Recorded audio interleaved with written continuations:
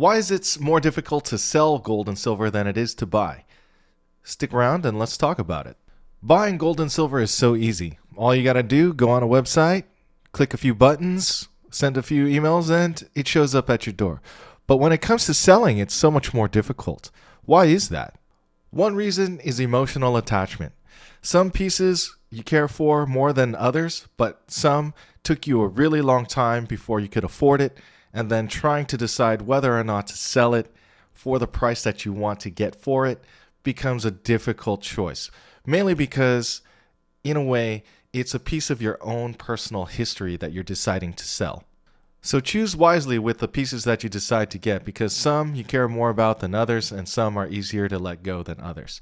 Ultimately, at some point, some of these should be liquidated, and then others should be kept for sentimental value. Another reason is the physical logistics. How are you going to get the gold and silver over to your new buyer?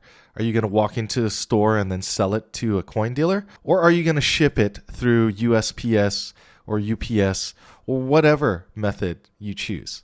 There's always a risk when shipping, so it's always good to have a local option where you can go to a dealer and sell direct, and then also have some that you can sell online where you're willing to sell with that risk. An example of what I usually like to sell at a dealer is low premium bullion, where I can just go for spot or something just under spot, and I'll sell collectibles online where it's much smaller volume, but I can go for a much higher price. The third reason why it's also difficult to sell is lack of liquidity and market volatility. When you need to sell, for some reason, the price is always lower than it should be. And why is that? Because we all buy high and sell low.